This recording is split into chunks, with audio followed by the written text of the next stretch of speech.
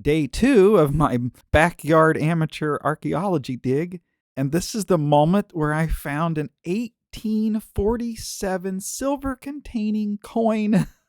Don't get too excited though. As cool as it is, and it is cool, it's only worth about $20 because it was really common. Anyway, I continue with my backyard dig. I'll show you the full time lapse. I recorded a time lapse of the dig, and sometimes I'd come over to the camera and show you things that I found. The things near the surface are much more modern. I found a pair of glasses you'll see at some point. And there's newer bottles within the top 4 inches or so. But it seems like once I get down about 6 inches and below, somewhere between about 6 inches and 10 inches is where I found both the Kodak bottle and the fragment of the self-sealing bottle. Both of those are from around 1910. And then I found this Prussian coin that's dated 1847 and contains some silver. And it's in pretty good condition.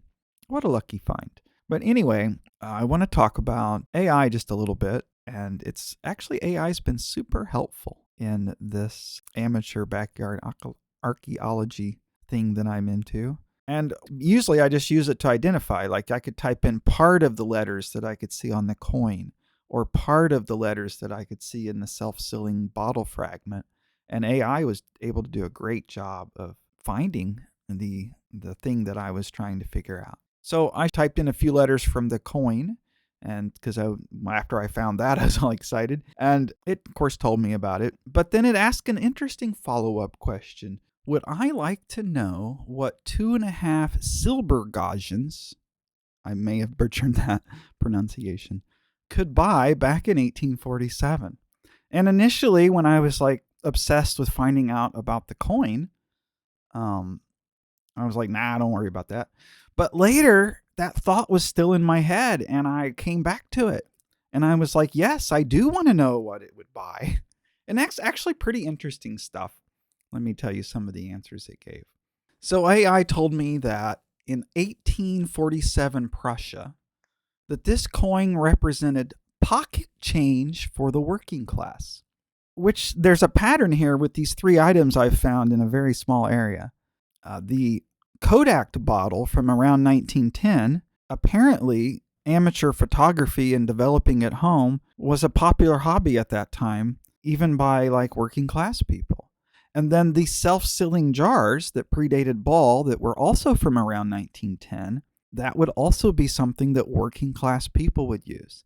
And here I found this coin that also would be a working class item. And of course, this home is about 100 years old, and the original homestead was very small. Anyway, I'm like totally into it now. And here's the list of things that you could buy with this pocket change for the working class and what it was about worth. You could get a large 3 to 4 pound loaf of rye bread, about a half pound of butter, 2 to 3 large mugs of beer at a local tavern. And it was about a quarter to a half day's wages for an unskilled urban laborer or farmed hand. And as far as a luxury, you could buy a cheap tallow candle or a small bundle of firewood. Which, since this coin's worth about $20, what I found really interesting is, in some ways, like if I went and sold this coin to a collector and took that $20, I could still acquire more or less-ish those same items for about $20. Now it says a large 3 to 4 pound loaf of rye bread. So obviously we're not talking about a 1 pound loaf of Wonder Bread. 2 to 3 large mugs of beer at a local tavern. You're not going to get that for $20, but maybe during happy hour you can get 3 $6 beers. So it's not way off. But then, and this is the thing I wonder about AI, where did this come from? Because now I have this like intense interest in the working class people that lived on this same plot of land that I live on now. Like it's a stronger connection than I feel to like my personal bloodline ancestors. And, I've been working class my life, and my first job was a carryout boy at a grocery store working for $3 and I forget, 35 cents an hour, I think. So when I find all these glass fragments and I learn about what these people did back then, because there was no trash pickup. And so if they like dropped a glass jar and it shattered, they had a corner of their yard where they had a small hole and they would put these items in there, like broken glass or pieces of rusted iron, things that would be dangerous to the family. So I'm not surprised I haven't found full bottles and that I found these shards. And I've also found these really, you'll have to go look at my first video. The previous video. I showed more of the glass items that I found. I didn't take the time to show as many pieces of the glass this time because they're kind of duplicates. But there's a lot of really thick glass that also contains irregular shaped bubbles. Usually that's the sign of antique glass. So I think I found this area, but then I also want to find the privy, which I talk about that in the other video too. And apparently there's some aerial photographs of this property dating back to the 1930s that are accessible on the internet. And AI told me that. I didn't ask for it. And AI has been offering suggestions on how to clean things, how to look things up, better, safer ways to dig. It has been a really enjoyable, rewarding experience interacting with the AI around this amateur archaeology dig. In fact, it's the one that first coined the term that I was an amateur backyard archaeologist. And yeah, I've read about the psychosis that can happen to humans with AI. So, yeah. Anyway, that's the thoughts on my day. And then I guess I wasn't hardly able to tell anything from that overhead footage. I'm trying to find where the privy was, the outhouse. And because that is where the items would be. But there's other clues. And apparently in the 1930s, the tax assessors sent out actual humans that took black and white photographs of all the buildings on all of the properties and made a sketch of where they were.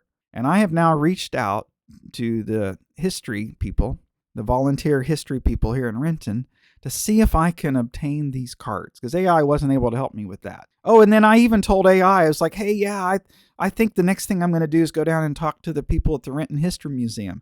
And AI's like, yeah, that's a good plan, Chris, but you probably shouldn't because it's closed right now. But you could still email the volunteers. Anyway, AI still makes mistakes. I've got videos about AI making mistakes, but also, though, I'm talking about the AI psychosis. Where did this interest in these historical working class people that work the same land that I now work, did I have that interest inside of me already and AI helped uncover it with good conversation? Or is AI leading me down some sort of path that I don't even want to go or I wouldn't go on? I don't know. I don't know. We'll see. Anyway, got more digging to do. I didn't leave any teaser items. The last time I left a teaser, it was turned out to just be that nail that I found at the very beginning. Because at the very end of the video, I was scraping my tool against it and said, we got more to find next time. And then I dug that one up first. But man, the coin was sure exciting. What else? Let's see if there's anything else in this AI conversation I want to talk about. Where to target your next dig. Old families lived their lives outdoors under big shade trees. So it was directing me to try to figure out where these people would hang out, because that's where they would drop things like pocket coins, harmonica reeds, suspender clips, and children's toys, it says, like clay marbles or lead soldiers. And then it came up with the theory, because this coin was older than those other two items, and it was like, where is that at? I can kind of remember it. It doesn't have to be verbatim. They were like, well, this was probably found, perhaps a guy returned from a war and brought this coin with him, or perhaps the original settlers on your land were immigrants and they brought this coin with them. And the story of it I don't know, it just drew me in. Like, I want to look up the names of who lived here, and I want to learn more about their ways so I can find the right spots to dig up these artifacts. As it is really exciting to find an item that's been in the ground for so long. The Kodak bottle has what's called a patina that only occurs when it's buried underground. So I have confidence that it wasn't like someone's collection that just got recently buried. So I feel like there's a lot of potential. I don't think I'm going to find any gold. I'm not going to find anything that's like, super valuable, but it's so interesting. Anyway, once I find out where my privy is, I suspect though that the privy is where there's currently maybe an 80-year-old maple tree. So the maple tree probably consumed the privy. So I won't be able to get to it. But maybe. I really hope I get those black and white photos. I hope they didn't skip our house. And then I'll have, I might dig some more in that area. I probably will. But eventually I'm going to try to find the privy, because that's where, let me read it. I'll read that to you. It says, outhouses, privies, were traditionally placed about 50 to 100 feet behind the back door of a home. Look for slight depressions in the ground in those directions. These old privy vaults are the holy grail for intact historic bottles and household goods. That's what I'm after. And the broken glass is cool. I found a fragment that was big enough to contain enough language that I discovered it was from a self-sealing canning jar around 1910 that predated ball jars. So that was cool too. Yeah, be sure to check out the first video. All right, well, that's enough blabbering for the day, I guess. I hope you folks have a nice day, and I hope I've inspired you to go outside and do something fun. Peace.